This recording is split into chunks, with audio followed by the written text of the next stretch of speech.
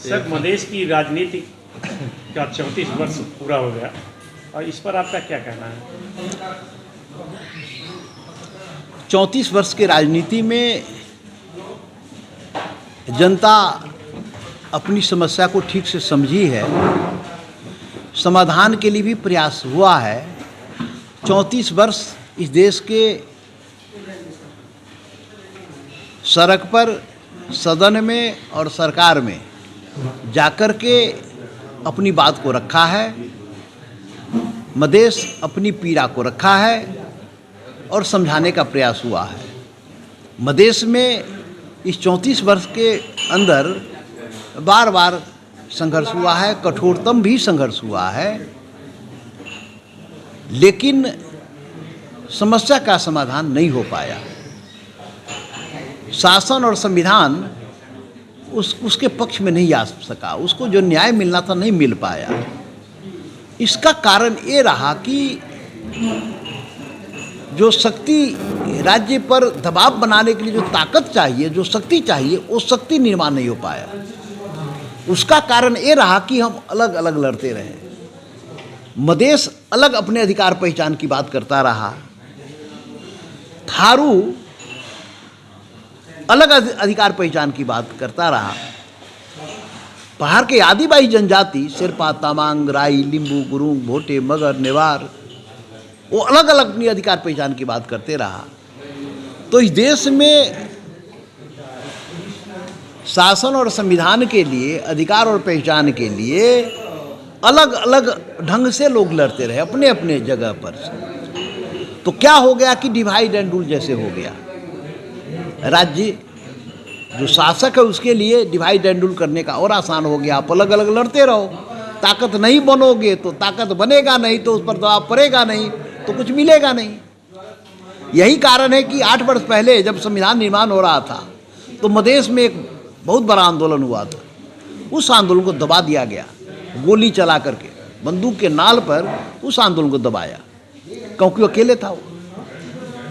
उधर थारूओं को दबा दिया, थारू आंदोलन किया, उसको जेल में डाल दिया, मुद्दा डाल करके आजीवन कारावास में डाल दिया। उधर लिम्बुआन आंदोलन चल रहा था, उसको दबा दिया। आदिवासी जनजातीय आंदोलन, उसको अस्तित्वहीन बना दिया। तो क्या हुआ, क्या देखा गया कि जैसे अन्य को नहीं मिला, मधेश को भी नहीं मिला, तो सब किसी को नहीं मिला, क्योंकि सब अलग अलग लड़ते रहे। तो एकल के विरुद्ध में एकल आंदोलन हो गया, तो ऐसा नहीं होगा ना। एकल के विरुद्ध में सबको मिलना पड़ेगा ना। एकल राष्ट्रीय राज्य चिंतन जो है, जो शासन का चरित्र है, एकल जातीय चिंतन कहिए, तो उसके विरोध में तो सबको मिलना पड़ा ना। तो मधेश 34 वर्ष लड़ने के बाद भी जो चाह रहा था उसको आज तक नहीं मिला। उसका कारण शक्ति नहीं बन पाया। शक्ति न बन पाने का कारण हुआ एकत्रित होकर आंदोलन नहीं किया। अब ये राष्ट्रीय मुक्ति क्रांति की जो बात हो रही है, वो सभी मिल कर के इस देश में राष्ट्रीय मुक्ति क्रांति करनी। एक बार, अंतिम बार होगा यह आंदोलन। और हिमाल, पहाड़, तराई, मधेश का सभी उत्पीड़न में पड़ी जो जनता है, मधेसी हो, थारू हो, आदिवासी जनजाति हो, सारे को मिल करके इस देश में राष्ट्रीय मुक्ति क्रांति करनी है और इस देश को बहुराष्ट्रीय राज्य के रूप में स्थापित करनी है। ये देश जो निर्माण हुआ वो बहुलता के आधार पर निर्माण हुआ है। उसका नेचुरल कोर्स विविधता था। नेपाल बनने से पहले यहाँ 50-60 राज्य थे, पहचान सहित के राज्य थे। इसको मिला करके नेपाल बना। तो उसका अस्तित्व, उसका पहचान, उसका जो भाषा, संस्कृति, वेशभूषा, लगायत की जो भी समझ, उसको मिटाना नहीं पड़ा, उसको मिटा दिया गया इस अवधि में। ये शासन, ये 270 वर्ष नेपाल जो बना, उस अवधि में सभी को पहचान को मिटाया गया है। एक भाषा, एक भेष की नीति अपनाई गई। सभी की भाषा, संस्कृति, वेशभूषा, सब अधिकार पहचान सारे मिटाने का काम हुआ। इसलिए अब ये पाने के लिए सभी को मिलकर काम करना है। ये राष्ट्रीय मुक्ति क्रांति उसी प्रयोजन से इसका अभियान शुरू हुआ है। अभियान संघर्ष और विद्रोह के चरण से गुजरेगा और राष्ट्रीय मुक्ति क्रांति देश में होगा और उस लक्ष्य को प्राप्त करेगा, तो मधेश भी अपनी लक्ष्य को पालेगा। अभी आपने एक आरोप लगाया कि केपी ओली जो है मदेशी विरोधी हैं, इस पर क्या कहना है? और केपी ओली, जब मधेश आंदोलन हो रहा था तो मधेश के विरुद्ध में उनका नंगा नाच हो रहा था, उनकी अभिव्यक्ति आ रही थी, तो सारे मधेश में उसका बहुत ही बुरा असर हुआ था। तो तब से ही मधेश में केपी ओली मधेश विरोधी उस समय कहा गया था। और चिंतन सोच तो सबका वही है, एक कम्युनिस्टों का बेसी है मधेश विरोधी, अधिकार पहचान विरोधी,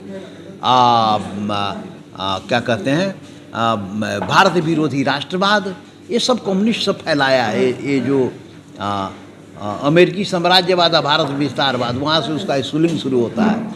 तो ये धंधा कम्युनिस्ट बेसी करता है, यहाँ भ्रम फैलाने में, अफवाह फैलाने में, मधेसी को भी दुश्मन मानना, पड़ोसी को भी दुश्मन मानना, ये कम्युनिस्टों का ज़्यादा चरित्र है, जो गलत है, देश हित में नहीं है ये बात। यदि आपकी बात सरकार नहीं मानती है तो इस पर किस तरह की लड़ाई, आंदोलन किस तरह का आंदोलन? शांतिपूर्ण आंदोलन होगा, राष्ट्रीय मुक्ति क्रांति बिल्कुल शांतिपूर्ण होगा, ये विचार की लड़ाई होगी, और विचार के आधार पर सभी जब शांतिपूर्ण तरीके से हम इकट्ठा हो सड़क पर आ जाएंगे, वो बहुत ही बड़ा ताकत बनेगा। मधेसी जनजाति, थारू जिस रोज इकट्ठे होकर के सड़क पर आ जाए, उस ताकत को दुनिया की कोई ताकत हिला नहीं सकता, उसका विजय निश्चित। सर, आप पूर्व केंद्रीय मंत्री रह चुके हैं, कृषि केंद्रीय मंत्री रह चुके हैं, और किस तरह का जो है ये आंदोलन आप लोगों ने चलाया है? देखिए, ये आंदोलन एक नया किस्म का आंदोलन, नया सोच, नया उमंग, नया विचार, नया सोच, नया उमंग विचार के साथ बहुल राष्ट्रीय क्रांति अभियान। ये राज बहुल राज था। बहुल राज का मतलब क्या हो गया कि इस देश में 2200 राजा, 2400 राजा थे। ये देश में अलग अलग राज था, और अलग अलग राज के अलग अलग प्रजा थी, अलग अलग राजा थे। अलग अलग राज जो था, उस राज को, बहुल जो राज था, तमाम तरह के यहाँ राज थे, इस राज को पृथ्वी नारायण शाह ने एकीकरण के नाम पे सारे राज्यों को एकीकरण के नाम पे, किसी को युद्ध करके जीत के, किसी को छल कपट के द्वारा, इसको नेपाल को एकीकरण किया गया। नेपाल रूपंदेही जिला, जहां हम आज आपके मीडिया में बोले, रूपंदेही जिला नेपाल नहीं था, परासी जिला नेपाल नहीं था, कपिलवस्तु जिला नेपाल नहीं था, जनकपुर जिला नेपाल नहीं था, अर्घा खाँची नेपाल नहीं था, पाल्पा नेपाल नहीं था, बाके बर्दिया नेपाल नहीं था। नेपाल इतिहास के कालखंड में कभी है, बहुत साल पहले नेपाल खाली काठमांडू था। काठमांडू में 3 भागों में बांटा गया था, उपत्यका जिसको कहते हैं काठमांडू, जहां आज हाल में जिसको काठमांडू राजधानी कहा जाता है। काठमांडू को ही खाली नेपाल था, और मैंने जो जिला भी आपको बताया, ये नेपाल नहीं थे। अलग अलग राज हुआ करते थे, अलग अलग राज हुआ करते। एकीकरण के नाम पे गोरखा का राजा पृथ्वी नारायण शाह, पृथ्वी नारायण शाह आपका रूपंदेही जिले का राजा नहीं थे, वो नेपाल के राजा नहीं थे। पृथ्वी नारायण शाह गोरखा के राजा थे।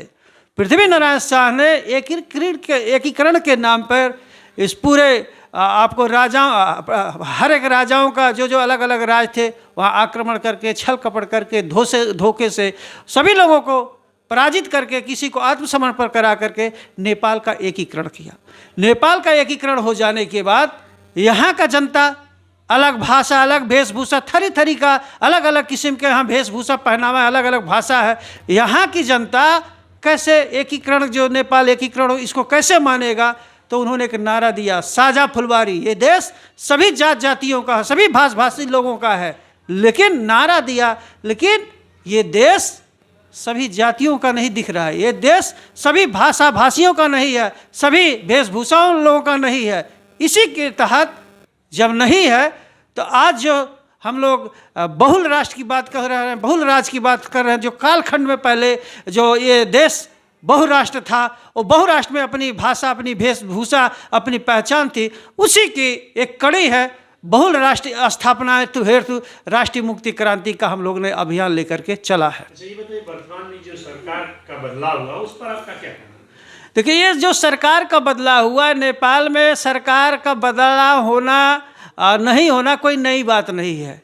नेपाल के लिए कोई नई बात है। सरकार यहाँ बदलते रहेगी, गिरते रहेगी, बनते रहेगी। ये समान रूप से, अभी नेपाली, मैं नहीं, नेपाल के नागरिक इसको समान रूप से ले रही है। सरकार गिरना बनना ये कोई बड़ी बात नहीं, इसमें किसी नेपाली नागरिक का कोई रुचि नहीं है और देश विदेश के लोगों का इसमें कोई खास रुचि नहीं है। नेपाल के हित में कहिए, नेपाल के मामला में कहिए तो सरकार गिरना बनना ये आम बात हो गई है।